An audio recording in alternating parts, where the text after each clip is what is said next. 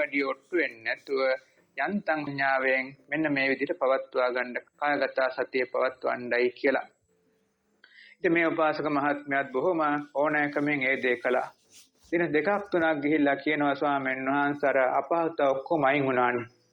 මම දැන් අවුරුදු 10ක් තිස්සේ මේ අපහසුයෙන් භාවනා කළා ඒවා ඔක්කොම වගේ අයින් වුණා. දැන් බොහොම පහසුවෙන් මට භාවනා කරගන්න පුළුවන්කමක් ආවනේ. අන්න ඒ වගේ පින්වතුනි අර බාධක ජයගෙන හොඳ තැනකට මනස ගන්න පුළුවන් ශක්තියක් මේ කායගත සති භාවනාව තුළ තියෙනවා. ඒ නිසා අපි භාවනා පිළිබඳ විශ්වාසයෙන්, භක්තියෙන්, ඕනෑකමින් ඒවා පුහුණු වෙනවා නම් ජීවිතේ ඉතා ඉක්මනින් ජය ගන්න පුළුවන්කමක් තියෙනවා. තවත් අපිට අත්දැකීම් බොහෝමයක් තියෙනවා. විදේශගත ස්වාමීන් වහන්සේ නමක් ආරණ්‍ය සේනාසනයට ඇවිල්ලා භාවනාවන් ගැන උන්වහන්සේ විමසුවා. ඉතින් උන්වහන්සේ කිව්වා මම අවුරුදු 1කමාරක් මේ ආනාපාන සති භාවනා කළා. මට ප්‍රතිඵලයක් ගන්න බැරුණානේ. මට වෙන භාවනාවක් දෙන්න පුළුවන්. ඔව් අපි කිව්වා පුළුවන්. අපි කියලා දුන්නා මේ කායගත සති භාවනාව සම්බන්ධව. ඉතින් මට මේකෙම පුළුවන් ද මේ ධහමේ සියලු දේ ජය ගන්න. අපි කිව්වා පුළුවන්. කොහොම කරගෙන යන්න. ඉතින් මේ ස්වාමීන් වහන්සේ දින 7ක් එක දිගට භාවනා කරලා ආවිල්ලා තමන්ගේ භාවනා ප්‍රතිඵල කිව්වා. කොහොම පහසුයි කිව්වා. ඊළඟට අපි කිව්වා තවත් උනන්දු කරලා තවත් දින 7ක් කරලා ආවිල්ලා කියන්න. තවත් දින 7ක් කරලා ආවිල්ලා කිව්වා. හරියට මාස දෙකක් යනකොට හොඳටම ස්වාමීන් වහන්සේ හිතා ගන්න බැරි ජීවිතේ පරිවර්තනයක් ආවා. පුදුමාකාර සමාධියක්, පුදුමාකාර එකඟ බවක් එක්ක ඉන්න පුළුවන් ගතියක් ආවා.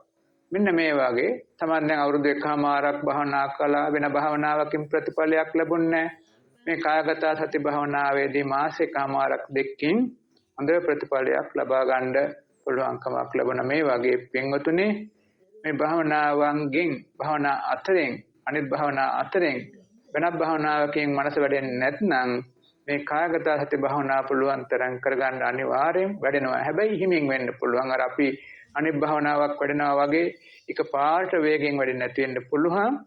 ටික කාලයක් ගත වෙයි. හැබැයි ගත වුණාට හොඳ ශක්තියක් ගොඩනගෙනවා. හේතුව පින්වතුනි මේ කායගත සති භාවනාව හරහා තමන්ගේ ජීවිතයේ කරුණු කීපයක් හැදෙනවා. දැන් ඕනෑ භාවනාවකින් ශක්තියක් ගොඩනගෙනවා. ආනාපාන භාවනාව කළත් පින්වතුනි සමාධියක් හැදෙනවා. ඒක කෘත්‍යයක්. භාවනාවකින් සත්‍යයක් වශයෙන් තියෙන්නේ සමාධියක් හැදෙන කෘත්‍යයක් තියෙනවා.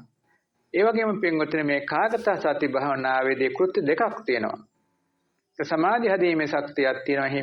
හිමින් සමාධි හැදීමේ ශක්තියක් තියෙනවා. තමන්ගේ ජීවිතයට බලපාන නීවරණයන්ගෙන් කෙලෙසයන්ගෙන් ප්‍රබල කෙලෙසයන්ගේ බලය ක්‍රමක්‍රමයෙන් දුබල කරන ශක්තියකුත් තියෙනවා. අනිත් භාවනාවන්ට වඩා හොඳ තත්වයට කෙලෙස් ධර්මයන් දුබල කරනවා. කාමච්ඡන්දේ ව්‍යාපාද ආදී දේවල් වල බලයක් අඩු කරලා හොඳ සැහැල්ලු ජීවිතයක් හදලා දෙනවා මේ කායගත සති භාවනාව තුළින්. ඒ නිසා අනිත් භාවනාවට වඩා හොඳ වැදගත් භාවනාවක් වශයෙන් තමයි බුදුරජාණන් වහන්සේලා නිතර මේ කායගත සති භාවනාව ගැන කියලා තියෙන්නේ. ඒ අනුගමනය කරව භික්ෂුන් වහන්සේලා බොහෝ දෙනෙක් ඒ ධර්මයෙන් ජය අරගෙන තියෙනවා. අපිත් මේවා අහලා ශ්‍රවණය කරලා පින්වතුන්ි පුළුවන් හැටියට අනුගමනය කරන්න බලාපොරොත්තු වෙමු.